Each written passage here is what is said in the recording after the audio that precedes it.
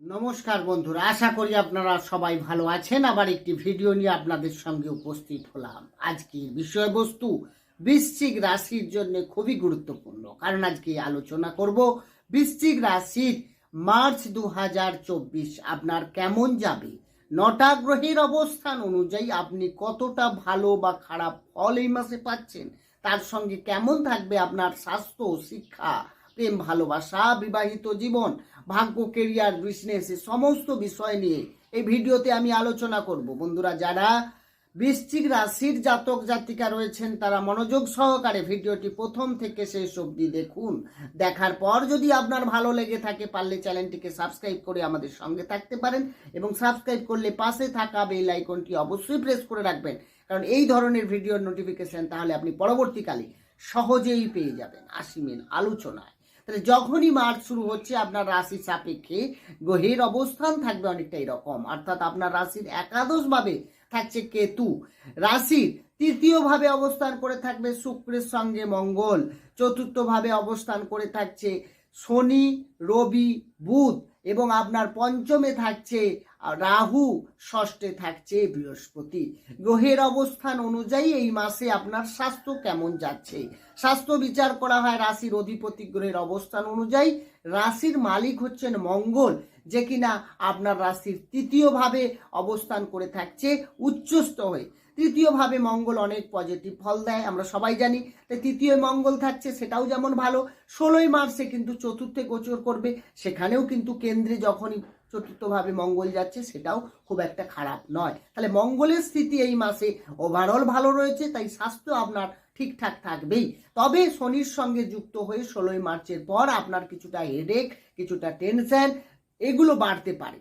আপনাকে একটু ট্রাভেল আপনার হতে পারে ছোটোখাটো, সেই হিসাবে আপনার কিছু খাওয়া দাওয়ার রেস্ট্রিকশানও থাকছে, না হলে কিন্তু কিছু সমস্যা হালকা আসতে পারে।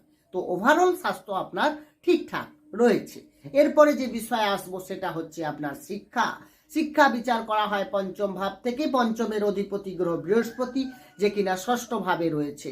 ষষ্ঠ ভাবে পুরো মাসে থাকবে। তো ষষ্ঠ ভাব আমাদের শুভ নয়, কারণ ষষ্ঠ ভাব থেকে আমরা রোগ, ঋণ, শত্রু এগুলো বিচার করি, নেগেটিভ জিনিস বিচার করি আমাদের জীবনে। তো সেখানে যখন বৃহস্পতি বসবে, নিশ্চয়ই কিছু নেগেটিভ ফল আমাদেরকে দেবে। তার কারণ পঞ্চম থেকে যদি শিক্ষা বিচার করা হয়, পঞ্চমে আবার রাহু অবস্থান করে আছে, পঞ্চমপতিও খারাপ। তার মানে দুদিক দিয়ে দেখা যাচ্ছে ডিস্টার্ব। আপনারা নিজেই দেখুন, যারা জ্যোতিষ চর্চা করেন বা আমার ভিডিওগুলো দেখেন, তারা অবশ্যই বুঝতে পারেন যে আমি কোন অ্যাঙ্গেলে বা আমি বাস্তবে কি দেখে জিনিসগুলোকে আপনার জাস্টিফাই করছি। আপনারা নিজেই বুঝতে পারবেন, গ্রহের অবস্থান আপনার কথা বলবে। তাহলে এখানে শিক্ষা আপনার ডিস্টার্ব থাকছে। আপনার কোনো অ্যাডমিশন থাকলে, এক্সাম থাকলে খুব সাবধান, বা কারো কথায় কোনো অ্যাডমিশন নেওয়া, ভুল করে ডিসিশন নিয়ে নেওয়া, এগুলো দেখাচ্ছে শিক্ষাক্ষেত্রে আপনার মাইন্ডটা একটু ডাইভার্ট হতে পারে। সেক্ষেত্রে আপনাকে কিছুটা, বা আপনার যে শিক্ষার ক্ষেত্রে আপনার কম্পারেটিভ রয়েছে, তারা আপনাকে ডাউন করার চেষ্টা করতে পারে। আপনি যতই ভালো করে রেজাল্ট করুন, যতই ভালো পড়াশোনা করুন, কিছুটা আপনার নাম না হওয়া এটা কিন্তু দেখাচ্ছে এই সময়। এরপরে যে বিষয়ে আসবো সেটা হচ্ছে প্রেম ভালোবাসা। একইভাবে পঞ্চম থেকে প্রেম ভালোবাসা বিচার করা হয়। তাহলে পঞ্চমপতি ষষ্ঠে, পঞ্চমে রাহু, এবং তার সঙ্গে সঙ্গে মঙ্গল শুক্র একসঙ্গে তৃতীয়ভাবে। প্রেমের ক্ষেত্রে আপনার কিন্তু কামুকতাকে বাড়িয়ে দেবে, এক্সপেকটেশন আপনার বেশি হবে। আপনার যে সামনের ব্যক্তি, তার সঙ্গে আপনি এতই এক্সপেক্ট করতে চাইবেন, তার থেকে সেটা আপনি পাবেন না। ফলে এখানে কিন্তু একটা মিসআন্ডারস্ট্যান্ডিং তৈরি হয়, ভুল বুঝাবুঝি তৈরি হওয়ার একটা সম্ভাবনা রয়েছে। আর পঞ্চমে রাহু মানেই আপনার প্রেমের ক্ষেত্রে মনটাকে উড়িয়ে দেবে, চঞ্চল করে দেবে। আপনার যার সঙ্গে লাভ রিলেশন আছে, তাকে ছেড়ে আপনার অন্যকে হয়তো ভালো লাগতে পারে। এই যে কনফিউশন, আমি ঠিক ডিসিশন নিচ্ছি তো, বা ভুল ডিসিশন নিয়ে নেওয়া, সামনেকে মানে আপনার মনটাকে যাকে ঘুরিয়ে দেওয়া যায়, এটা বলা হয়, সেটাই আপনার ঘটবে। তাহলে প্রেমের ক্ষেত্রে সেখানে কিন্তু ডিস্টার্ব তৈরি হচ্ছে। এরপরে যে বিষয়ে আসবো সেটা হচ্ছে বিবাহিত জীবন। বিবাহিত জীবন বিচার করা হয় সপ্তম ভাব থেকে। সপ্তমের অধিপতি গ্রহকে না শুক্র, যে কিনা আপনার রাশির তৃতীয়ভাবে অবস্থান করে থাকছে। তৃতীয়ভাবে কতদিন থাকছে না 7ই মার্চ পর্যন্ত। 7ই মার্চ পর্যন্ত আপনার বিবাহিত জীবনে কিছুটা সমস্যা আসবে। অর্থাৎ আপনার যে লাইফ পার্টনার রয়েছে তার মধ্যে কিছু অ্যাগ্রেসিভ নেচার থাকবে, তার কিছু ক্রোধ থাকতে পারে, আপনাকে নিজেকে কন্ট্রোল করতে হবে। কারণ তৃতীয় ভাব, এবং ছোটোখাটো ট্রাভেলও ঘটতে পারে আপনার লাইফ পার্টনারের সঙ্গে। এরপর চতুর্থে যখন শুক্র অবস্থান করবে, সেখানে কিন্তু আপনার শুক্র আবার শনি রয়েছে, সেখানে ভালো ফল দেবে আপনার। এক্ষেত্রে আপনার যে লাইফ পার্টনার সে বাড়ির জন্য ভাবনা চিন্তা তার অনেক বৃদ্ধি পাবে এবং বাড়ির আদার মেম্বারদের সঙ্গে, বিশেষ করে আপনার মায়ের সঙ্গে, আপনার যদি ওয়াইফ হয় তার মানে মায়ের সঙ্গে আপনার রিলেশনের ক্ষেত্রে তার কিন্তু একটা ভালো হওয়ার সম্ভাবনা আছে। এরকম হয় অনেক সময় শাশুড়ির সঙ্গে সম্পর্কের ক্ষেত্রে বিশাল ডিস্টার্ব চলছিল, তাদের ক্ষেত্রে বলবো এই সময়টা কিন্তু ভালো চলবে। এরপরে যে বিষয়ে আসবো সেটা হচ্ছে আপনার ভাগ্য বিচার করা হয় নবম ভাব থেকে। নবমের অধিপতি গ্রহকে না চন্দ্র, যে কিনা 2.5 দিন অন্তর রাশি পরিবর্তন করে। কিন্তু হ্যাঁ, মঙ্গলের দৃষ্টি 16 তারিখ পর্যন্ত চন্দ্রের উপরে আছে, শুক্রের দৃষ্টি আছে। তো এক্ষেত্রে আমি বলবো যে ভাগ্য আপনার অনেকটা পজিটিভ আছে। যে কোনো শুভ কাজ, যে কোনো মাঙ্গলিক কাজ আপনি এই সময় নিতে পারেন, আপনার অনেকটা পজিটিভ ফল দেবে।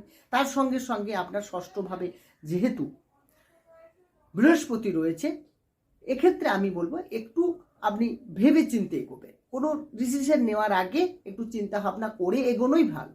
আর পরিশ্রম কিন্তু আপনাকে একটু বাড়িয়ে দিতে পারে। আপনি কোনো কিছু পেতে গেলে আপনি সহজে পেয়ে যাবেন এটা কিন্তু নয়, কিন্তু ভাগ্য আপনার সাথ দেবে। আপনার কাজের উপর ডিপেন্ড করছেন ফল আপনি কেমন পাবেন। বন্ধুরা, ডিসিশন ঠিকঠাক নিন, দেখবেন ঠিকঠাক ফল পেয়ে যাবেন। এবং আপনি যদি কোনো ট্রাভেল করেন, কোথাও ঘুরতে যেতে চান, বা আপনি কোনো কর্মসূত্রে বাইরে যেতে চান, তাহলেও কিন্তু এই সময়টা আপনার জন্য অনেকটা পারফেক্ট। এছাড়া আপনি কোনো বড় ধরনের ইনভেস্ট করতে চাইছেন, এক্ষেত্রেও বলবো আমি এই সময় ভালো রয়েছে, ভাগ্য আপনার সাপোর্ট দেবে, আপনি ইনভেস্ট করতে পারেন। এরপরে যে বিষয় আসবো সেটা হচ্ছে আপনার কেরিয়ার বিচার করা হয় আপনার দশম ভাব থেকে। দশমের অধিপতি গ্রহকে রবি, যে কিনা আপনার 15 মার্চ পর্যন্ত আপনার চতুর্থ তারপরে পঞ্চমে গোচর করছে। চতুর্থ ভাব ঠিক আছে, যদিও সেখানে শনির সঙ্গে কম্বিনেশন আছে, শনির সঙ্গে রবির কিন্তু খুব একটা ভালো সম্পর্ক নয়, কিন্তু ভাবটা ভালো, চতুর্থ ভাব ভালো।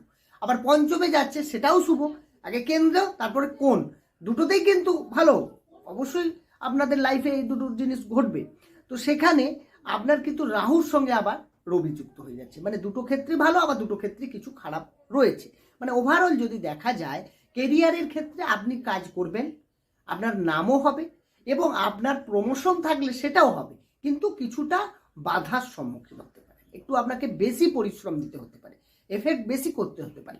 এছাড়া আপনার ক্ষেত্রে কি দেখা যাবে, রাহু যেহেতু কর্মে আজ ভাবের সঙ্গে যুক্ত হচ্ছে, তাই 15 মার্চের পর কর্ম চেঞ্জ হওয়ার একটা টেন্ডেন্সি থাকবে, বা আপনার মনের মধ্যে চেঞ্জ করার একটা প্রবণতাও বাড়তে পারে। তো এ বিষয়ে আপনাকে একটু সাবধানে এগোতে হবে, কারণ ডিসিশন নিতে গেলে আপনাকে একটু ভাবনা চিন্তা করতে হবে, কারণ পঞ্চমে রাহু আছে, আপনার বুদ্ধিকে কিছুটা ভ্রমিত করতে পারে।